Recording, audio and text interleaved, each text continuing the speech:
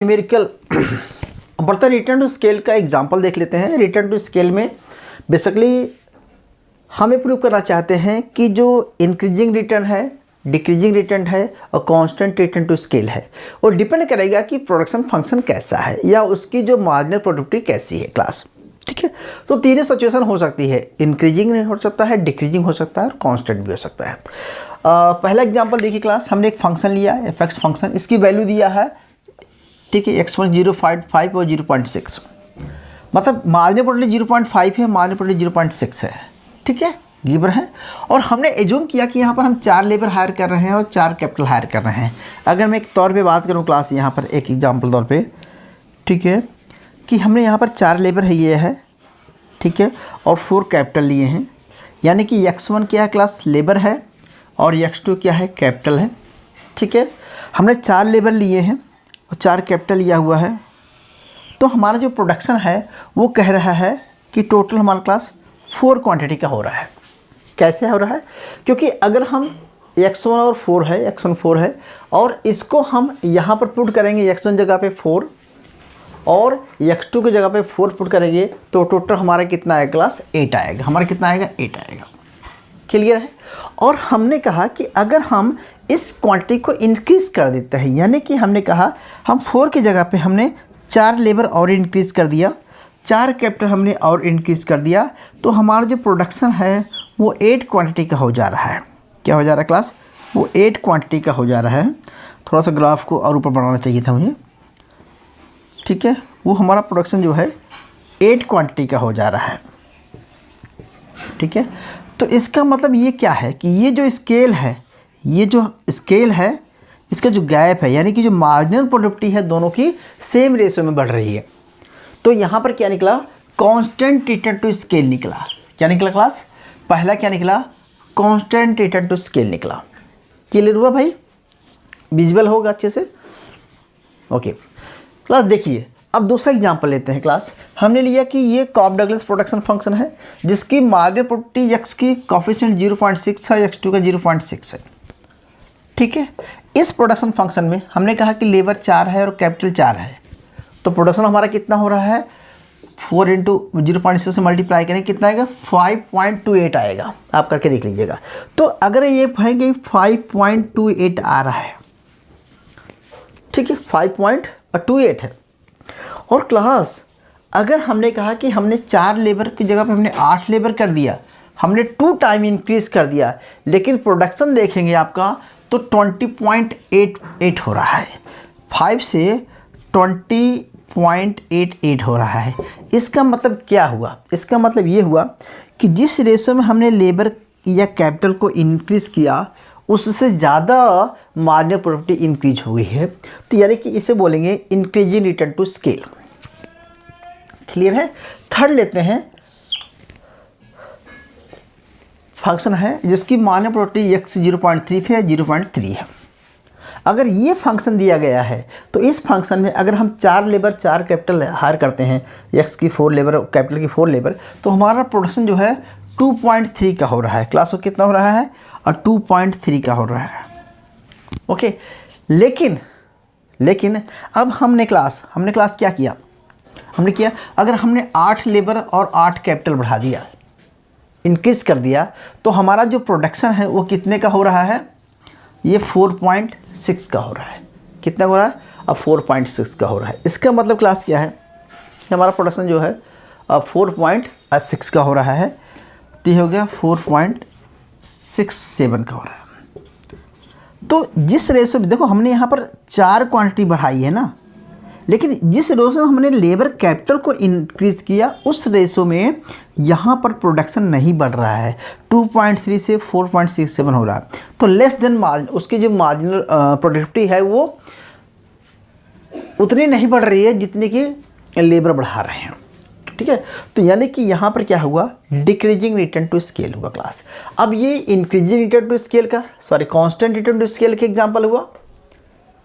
याद करने के लिए ऐसा कर देना क्लास, एग्जाम में लिखना मान लिया अगर स्ट्रेट फॉरवर्ड क्वेश्चन आ जाता है तो ये आपके सामने 3 फंक्शन बनाए, 0.5 वाला है, 0.6 का 0.3 का। तो अगर ये कोफिशिएंट दिया गया है तो डिक्रीजिंग निकलेगा, ये दिया गया है तो इंक्रीजिंग निकलेगा, और ये रहेगा तो कांस्टेंट रिटर्न टू स्केल निकलेगा।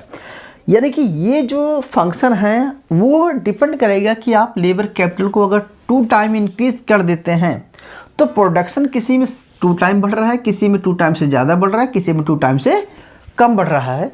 तो इसी को बोलते हैं लॉन्ग रन में कुछ भी सिचुएशन हो सकती है, इंक्रीजिंग, डिक्रीजिंग, कांस्टेंट। ठीक है। अब एक फंक्शन और है आपकी बुक में class, constant return to function. क्या लिखा हुआ है देखो बुक में, देख ला। एग्जाम्पल मैंने पूरे प्रीवियस ही लिया हुआ ताकि समझ में आया क्लास। क्या है? Constant return to scale production function. जैसे इसको बोलते हैं, इसको होमोजीनियस प्रोडक्शन फंक्शन बोलते हैं। क्या बोलते हैं क्लास? होमोजीनियस प्रोडक्शन फंक्शन भी बोलते हैं। ठीक है। Constant return to scale, homogeneous production function, complex production function same है। ठीक है। तो अगर मैं एग्जांपल की बात करूं क्लास की, यहाँ पर देखो यह physical function of x1 x2 दिया गया है,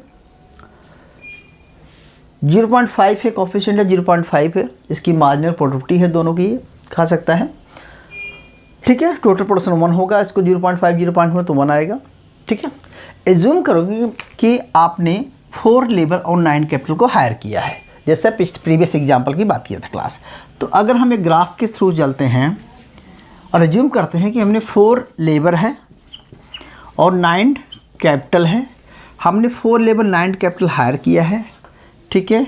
और हमारा जो प्रोडक्शन है वो कितना हो रहा है क्लास, कैसे आइडेंटिफाई करेंगे?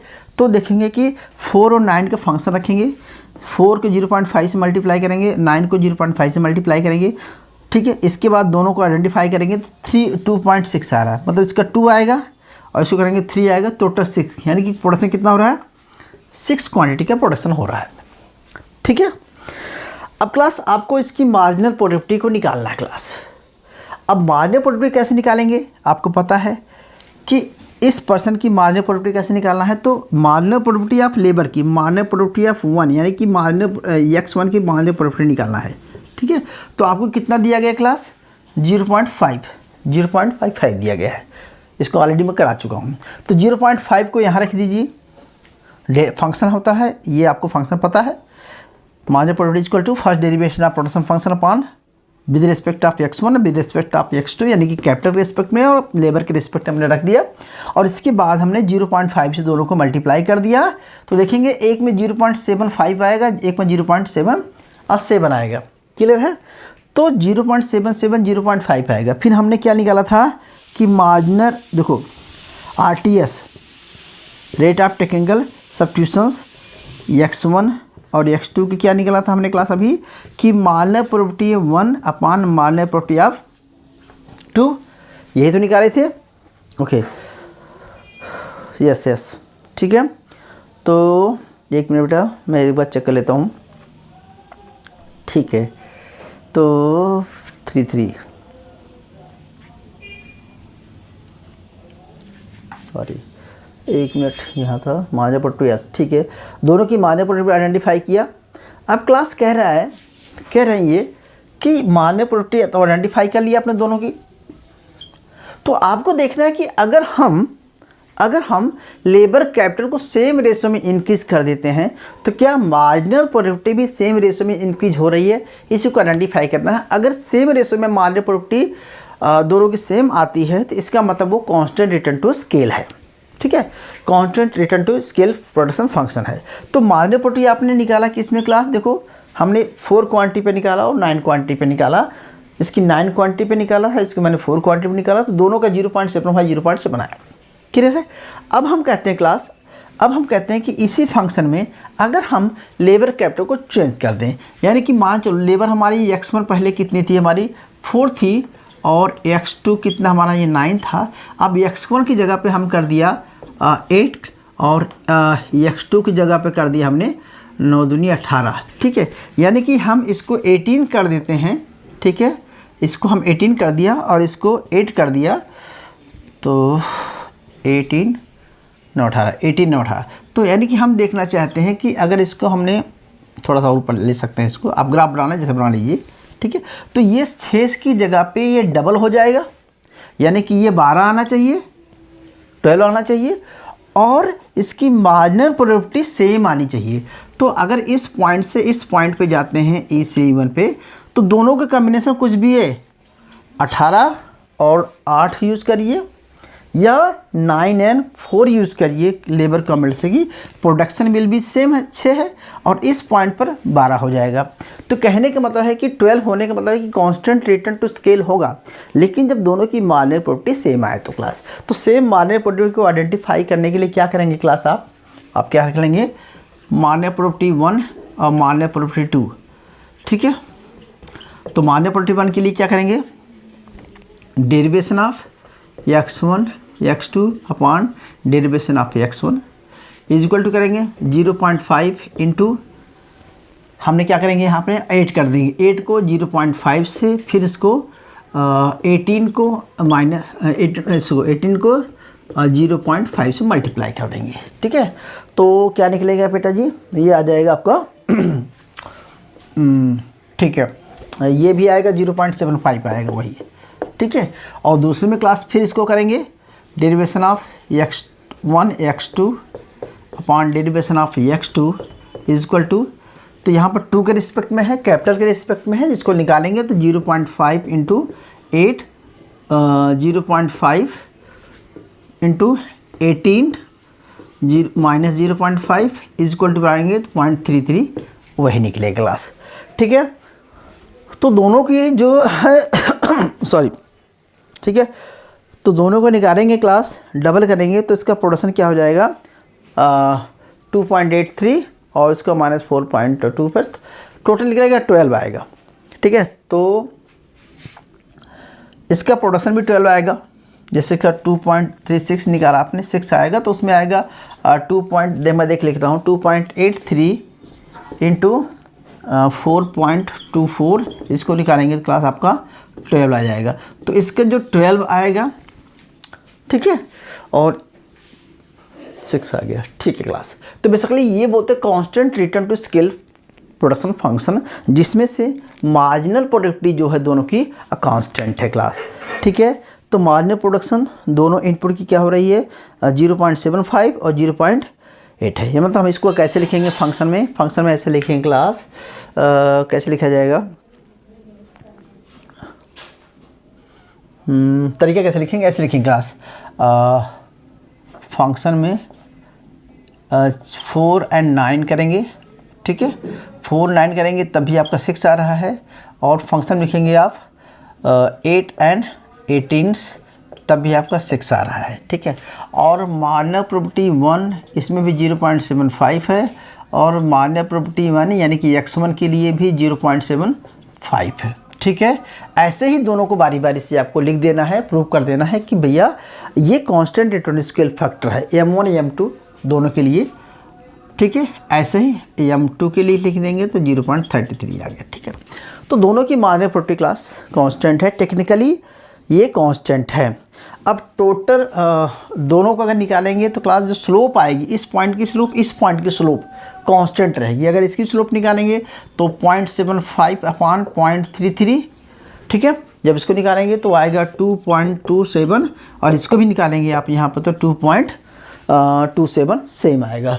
तो 2.27 यहाँ भी सेम आ गया, यहाँ भी सेम आ गया। इसका मतलब होता है कि ये कांस्टेंट रिटर्न टू स्केल है, जहाँ पर marginal rate of technical substitution क्या है, रिमेन एंड सेम है। अगर marginal rate of technical substitution remain same है और दोनों का प्रोडक्शन 2 टाइम चेंज होने से 2 हो गया, मार्जिनल प्रोडक्टिविटी भी सेम है, तो मार्जिनल प्रोडक्टिविटी सेम होने से ही कांस्टेंट रिटर्न टू स्केल बन रहा है।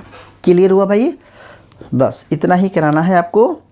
अब हम आगे चलते हैं, ठीक है, क्लियर हुआ? मैं इसको पोस्ट कर रहा हूँ भाई।